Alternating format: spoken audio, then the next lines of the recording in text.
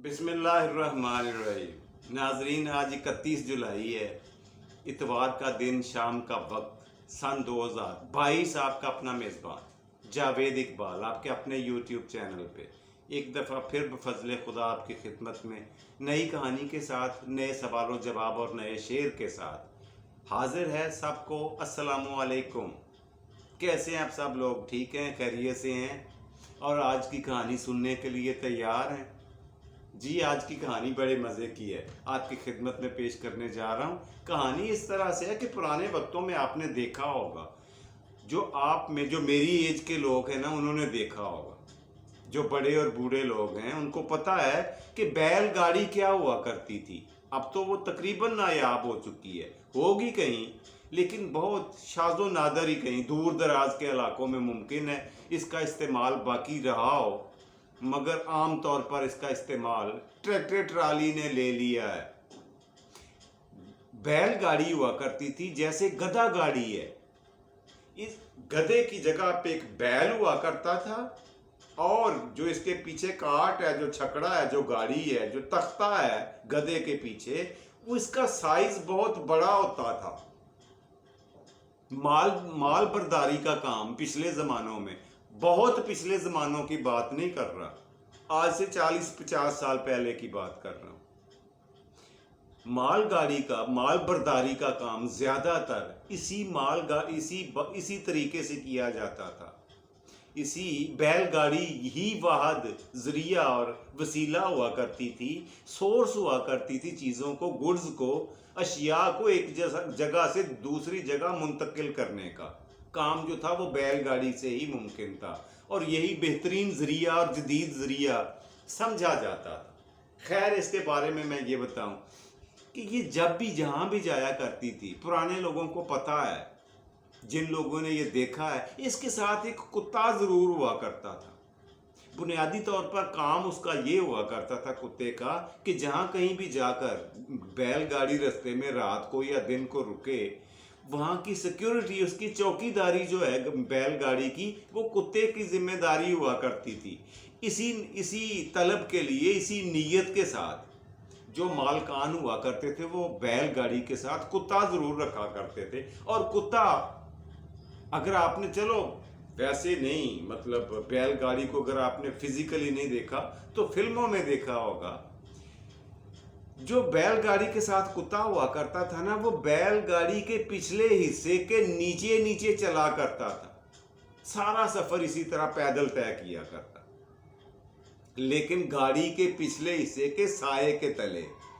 वो ऐसा किस लिए होता था? वो इसलिए हुआ करता था कि एक तो वो दूसरे जंगली जानवरों से और मकामी कुत्तों से के शर से महफूज रहा करता था, और दूसरी बड़ी वजह ये हुआ करती थी कि उसे वहाँ पे साया मैसर आ जाता था, मौसमी शिद्दत से वो बचा रहा करता था, गर्मी सर्दी से हिफाजत हुआ करती थी उसकी। और उसकी तीसरी बड़ी वजह क्या थी, वो आज मैं आपकी खिदमत में पेश करता हूँ। वो ये कि कुत्ता जब बहुत छोटा हुआ करता था, बच्चा हुआ करता था, तो इसको बैलगाड़ी के एक्सल के साथ, एक रस्सी के साथ बांध दिया जाता था।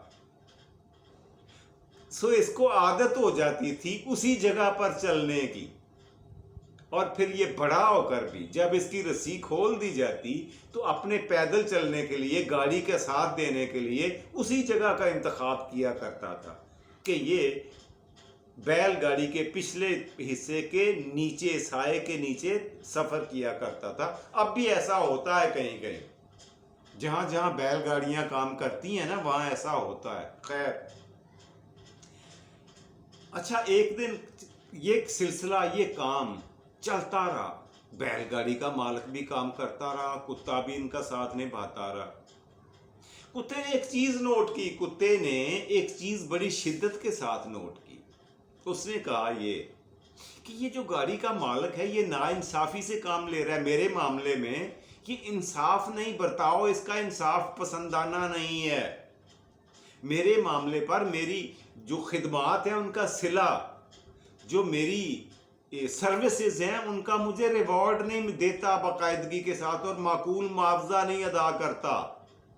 جو میرا حق بنتا ہے، حالانکہ گاڑی کی، بیل گاڑی کی ذمہ داری، بیل گاڑی کو ایک جگہ سے دوسری جگہ اگر میں ساتھ نہ دوں تو یہ بخیر و عافیت پہنچ ہی نہیں سکتی۔ اب یہ کتے کے ذہن میں یہ زوم، یہ وہم، یہ خوش فہمی پیدا ہو گئی کہ یہ سارا سسٹم، یہ سارا سلسلہ، یہ مال برداری کا، یہ بیل گاڑی کا، یہ جو کسان ہے، اس کا جو ڈرائیور ہے اس بیل گاڑی کا، اس کی ساری روزی روٹی تو چل رہی ہے میری وجہ سے، اور یہ میرے ساتھ ناانصافی اس طرح سے کرتا ہے کہ جہاں کہیں بھی جا کے اس نے رکنا ہوتا ہے کوشش کرتا ہے کسی ندی یا نالے کے قریب رکے، وہاں جا کر سب سے پہلے یہ اپنے بیل کو کھول کر اس کو ندی نالے سے تازہ پانی لا کر پلاتا ہے، گاڑی سے، بیل گاڑی سے اتار کر اس کے آگے چارہ ڈالتا ہے، اور بیل گاڑی کے خانے سے نکال کر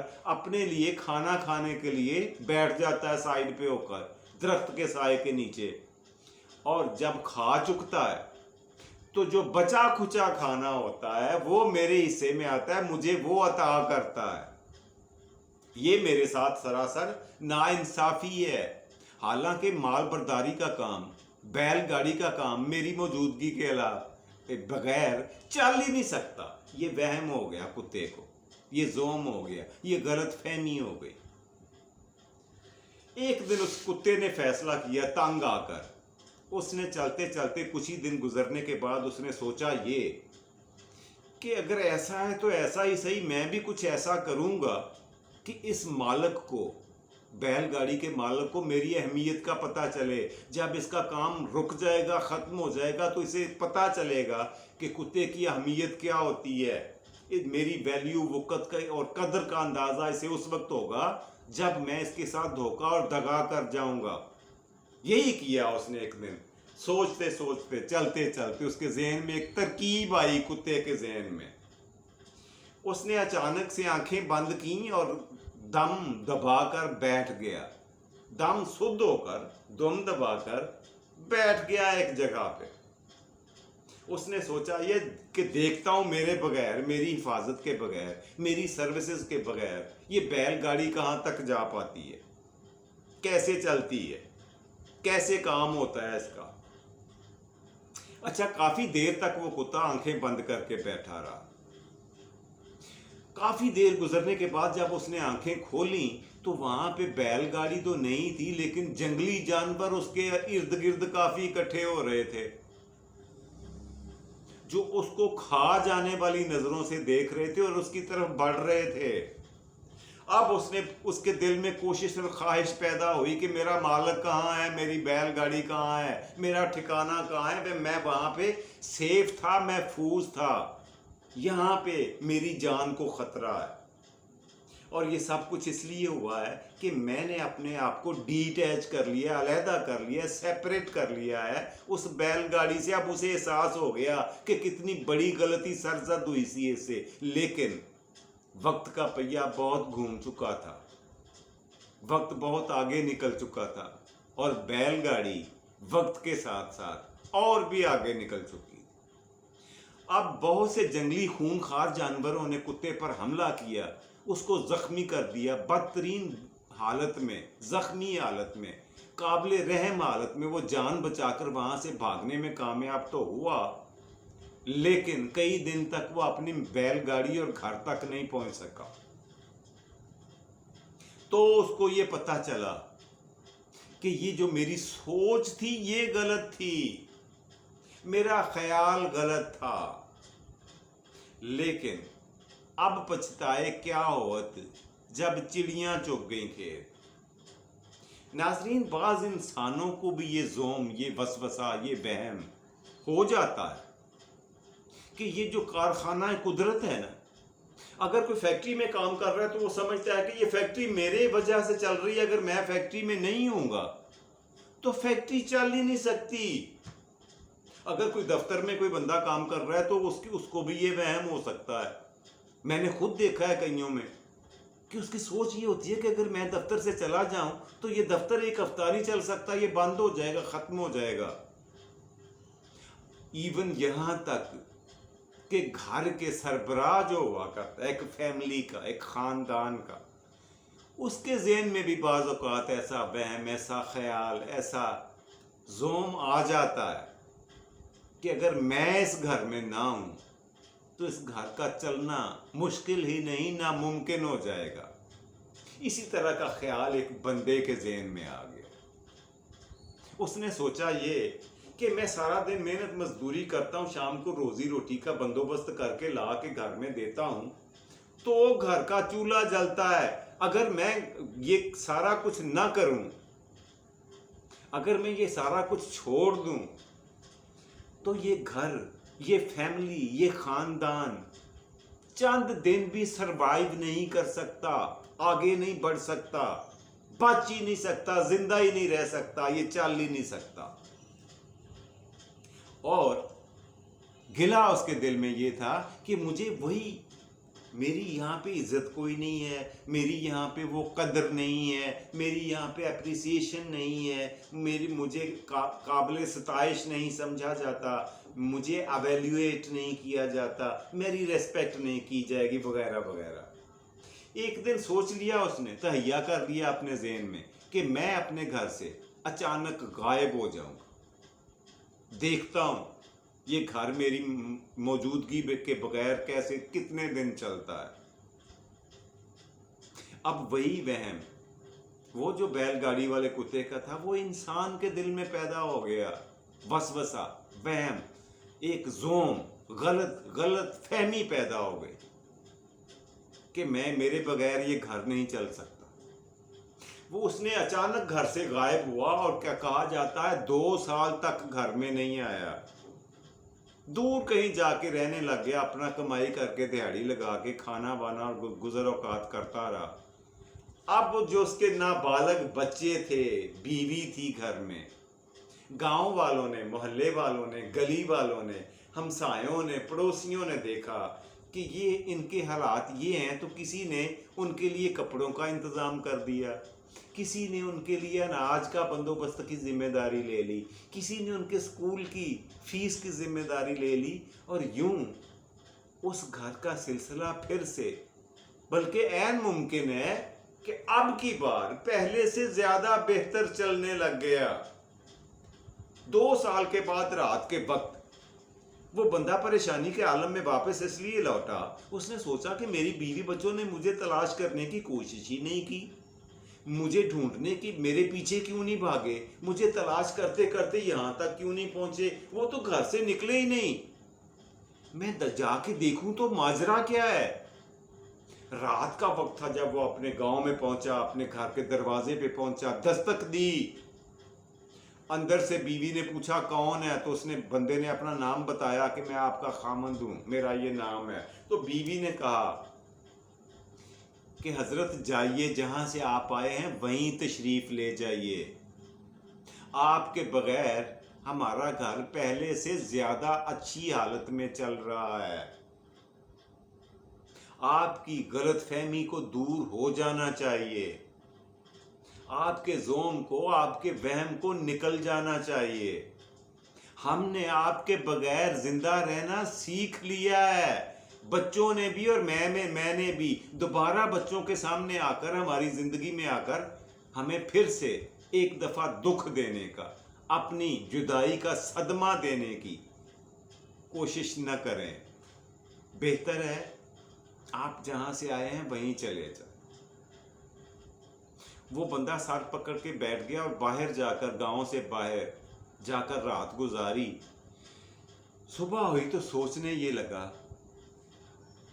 کہ واقعی کارخانہ قدرت جو ہے، یہ میری کتنی بڑی غلط فہمی تھی، انسانوں میں ہوا کرتی تھی، میں نے آپ کو بتایا ہے نا، یہ دفاتر میں نے دیکھا ہے، فیکٹریوں میں دیکھا ہے،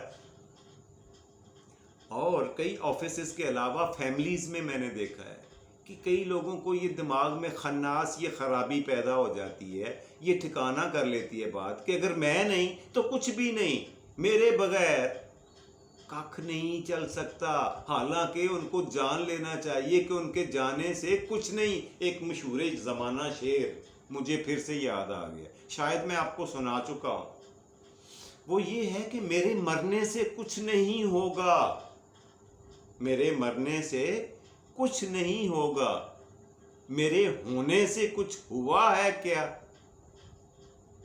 یہ جو کارخانہ قدرت ہے نا، یہ ازل سے ہے، ابد تک چلتا رہے گا۔ کسی کے بندے کے چلے جانے سے، کسی کے مر جانے سے، یا کسی کے تشریف لے جانے سے اس پہ کوئی فرق نہیں پڑتا، اس کی ریپلیسمنٹ آ جاتی ہے، اس کی جگہ لینے والے بہت آ جاتے ہیں، اور عین ممکن ہے کہ اس جو آنے والے ہیں وہ اس بندے سے بہتر ہوں۔ یہ غلط فہمی اپنے ذہن سے نکال دیں اگر کسی کے ذہن میں ہے۔ یہ بہت بری بات ہے، یہ بہت برا خیال ہے۔ جس نے بھی اپنے دل و دماغ میں اسے جگہ دی ہے، اسے پالا ہوا ہے، اس کو نکال دیں۔ خدا را اپنے حصے کا کام تندہی سے، نیک نیتی سے کرتے رہیں، اور اس کا نتیجہ، اس کا اجر اللہ سے مانگیں، توقع رکھیں کہ مجھے میری محنت کا اجر، مجھے میری نیک اعمال کا اجر، مجھے میرا خالق کائنات دے گا، مالک کائنات دے گا، نہ کہ اس دنیا میں بندے دیں گے۔ اپنی حصے کا، اپنی ذمے کا کام نیک نیتی اور دیانتداری سے کرتے جائیں اور آگے بڑھتے جائیں۔ یہی بہتری ہے، اسی میں انسان کی فلاح چھپی ہوئی ہے اگر غور کیا جائے۔ جی یہ تھی ناظرین آج کی کہانی، جو میں نے مختصر کر کے آپ کی خدمت میں پیش کر دی ہے۔ امید ہے آپ کو پسند آئی ہوگی۔ تو بڑھتے ہیں پروگرام کے دوسرے اور مزیدار سیگمنٹ کی طرف۔ وہ ہوا کرتا ہے آج کا سوال، لیکن پچھلا سوال جواب ہو جائے پہلے۔ پچھلے پروگرام میں نے آپ سے یہ پوچھا تھا کہ حضرت موسیٰ علیہ السلام کے والد صاحب کا نام کیا تھا؟ والد گرامی کا نام نامی اسم گرامی حضرت موسیٰ علیہ السلام کے والد کا نام تھا عمران۔ عمران نام تھا حضرت موسیٰ علیہ السلام کے والد کا۔ جی تو ناظرین آج کا سوال نوٹ فرمائیں، جس کا جواب آپ نے مجھے اگلے پروگرام تک یعنی کل تک دینا ہے۔ تو ناظرین وہ سوال یہ ہے کہ اس جانور کا نام بتا دیں جو کھانا کھانے کے دوران آنسو بہاتا رہتا ہے، روتا رہتا ہے، جس کی آنکھوں سے آنسو گرتے رہتے ہیں جب بھی وہ کھانا کھاتا ہے، اس کی آنکھوں سے آنسو بہتے رہتے ہیں اتنی دیر جب تک وہ کھانا کھاتا رہے۔ اس جانور جاندار کا نام آپ نے بتانا ہے۔ ہنٹ دے دوں، کلو دے دوں یا اشارہ دے دوں؟ ہنٹ یہ ہے کہ وہ جانور آبی جانور ہے، پانی میں رہنے والا جانور ہے، خشکی کا نہیں ہے۔ جی اب تو آپ کے لیے آسانی ہو گئی ہوگی۔ تو بڑھتے ہیں پروگرام کے تیسرے اور آخری سیگمنٹ کی طرف، جو آپ کا فیوریٹ اور پسندیدہ سیگمنٹ ہے، اور وہ ہوا کرتا ہے روزانہ کی طرح آج کا شعر۔ جی آج کا شعر آپ کی خدمت میں پیش کرنے جا رہا ہوں۔ آج کا شعر کچھ اس طرح سے ہے کہ دلوں کی عمارتوں میں کہیں بندگی نہیں، دلوں کی عمارتوں میں کہیں بندگی نہیں، پتھر کی مسجدوں میں خدا ڈھونڈتے ہیں لوگ۔ یہ تھا جی آج کا پروگرام۔ اس کے ساتھ ہی اپنے میزبان جاوید اقبال کو دیجیے اجازت۔ خوش رہیں، خوش رکھیں، خوشیاں بانٹیں اور خوشیاں سمیٹیں۔ اپنا اور اپنے پیاروں کا ڈھیر سارا خیال رکھا کریں، اپنے اس چینل کا بھی خیال رکھا کریں۔ رب رکھا اور پاکستان زندہ باد۔